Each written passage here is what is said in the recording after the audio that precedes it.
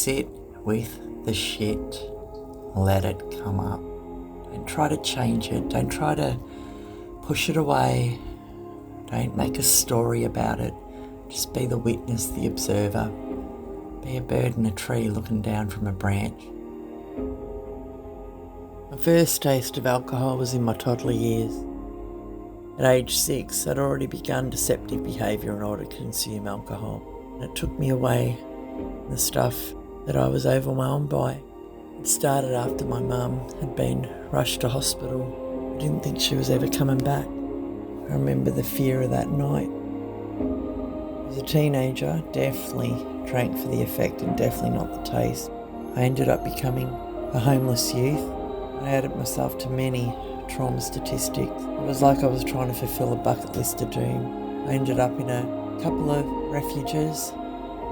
I had a lot of trauma happen in that house. My only way to deal with it was one of the other homeless girls. She gave me a pamphlet about the army and I decided to join. I couldn't understand when I got posted finally. The doctor telling me that I was running away. The abuse of myself continued and so did the abuses of and by others. My life became so unmanageable. I was once again homeless and ended up without a job even though I'd been working several.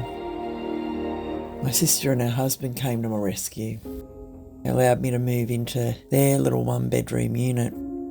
I managed to stay off the grog and I got a job in a men's maximum security prison. I was involved in numerous traumatic incidents and I began to suffer from panic attacks and other trauma-related symptoms. I didn't understand what these symptoms were and thought they were caused by something physical. So I started using alcohol to cover my emotional instability again. I went off work and I was eventually diagnosed with complex post-traumatic stress disorder amongst a long list of labels. And this started the non-stop entry into psychiatric institutions. The hospitalisations felt like a revolving door. I was drugged up on so many tranquilizers and other meds.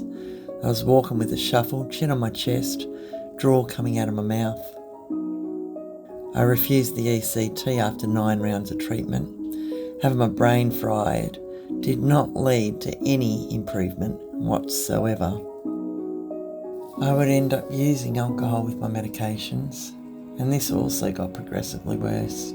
I had short periods of time where I was able to abstain from alcohol, but it wouldn't last. I was absolutely gripping. 12 months was the longest period from alcohol that I can actually remember. I was fortunate enough to purchase an apartment, but living on my own, my problem drinking reached new levels. I'd done the homeless circuit once again, couch surfing, moving interstate, running away from the problems. But I was always taking the problem with me. The problem was me, and I had no idea. I finally accepted that I was an alcoholic. But at first this acceptance was the acceptance that this was the way I was going to live and this was the way I was going to die. It was a life of absolute suffering. And it was all self-imposed. And I ended up leaving my home and I went to live on the streets. I'd had an old veteran mate who'd been in contact and he told me that he and his partner had been members of peer support group for alcoholics for over a decade each. And my first thought was, bloody hell, poor bucker, what the hell happened to him? This was the insanity of my addiction. I didn't trust you if you didn't use or you didn't drink. I had no concept of a sober or emotionally stable way of living. My mate ended up offering for me to come and stay for the weekend. And even though I was sleeping rough in the dirt under a shrub, doing nothing but pitying myself, I pitied him. Poor bugger, it really is crazy. And I knew I was either going to end my life, and maybe even someone else's, suicidal and homicidal, or maybe try and spend the weekend at my mate's place, and I was terrified of being rejected, of being a burden. I didn't feel worthy. He picked me up, and even though I hadn't seen him in over 20 years, it was only like a day had passed. I met his partner, his children, her child, blended family, but a beautiful, loving family who'd been through some of the most horrific traumas and survived it as a family unit. They got me to dinner with a group of fellow former alcoholics and drug users, and I'd never experienced so much love, unconditional love of each individual person, no matter how unwell they still were. I didn't understand it in those early days, that it takes years to get over the trauma. The reason we pick up a drink or a drug, something happens in the brain that reinforces that behaviour, an obsession in our mind. And that's the first part of addiction. The second part is when we're actually actively engaged in that, we can't stop. There's this overwhelming craving once we begin. Third part, a spiritual malady. It's that disconnection. That's when I need to be still, stop trying to distract myself, stop trying to run away from the problem, stop trying to push it away or manipulate it or control it, micromanage it. All that stuff that comes up is the issue, the root cause, the tap root. And I need to reach out and get support because I can't do it on my own. One day at a time, I can keep sober if I frequently and regularly go to peer support meetings, keep in contact with other people who have the lived experience, the expertise to help me and support me, and the other component is to give back. I was estranged from my family for a number of years. I've had the opportunity to reconnect with them on another level, with humility and respect, to investigate my ancestors, to understand where I came from, to see the meaning of that which shaped their lives, which has helped me know myself more fully, and through the willingness to be open and learn, given my life more meaning and understand my own passions more intimately.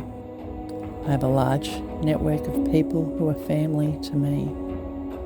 Some form part of my sobriety support system, whilst others continue to suffer in active addiction.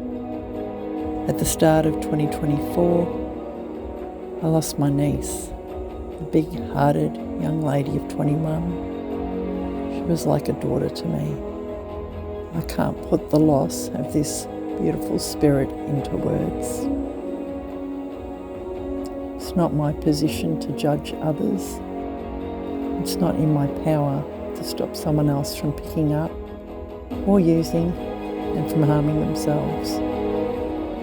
Addiction is a torturous and potentially fatal disease. I have the power of honesty and compassion, the ability to be vulnerable and share my experiences with those that reach out. I can provide a safe space where people feel empowered to take on the challenge of transforming their entire lives. I've been able to do university, do TAFE, have a certificate in mental health peer support. I graduated from a Bachelor of Design Arts, majoring in visual arts, and I continue to study.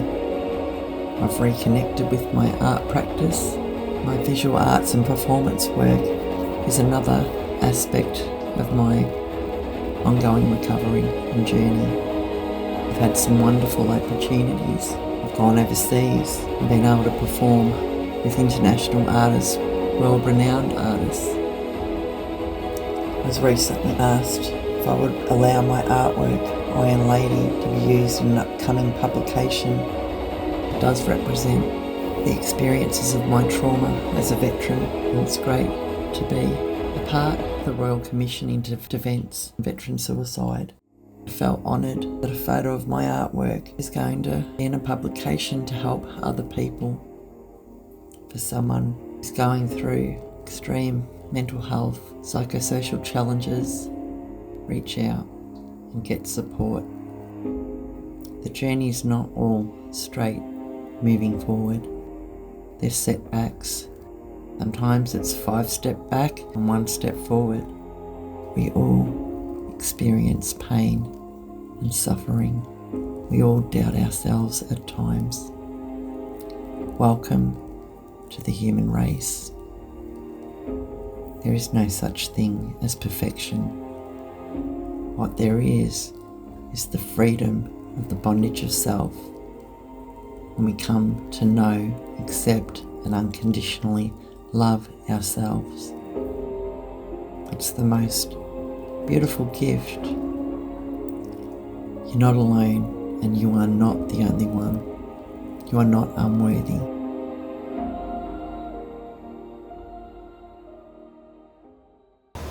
Action. 5, 6, 7.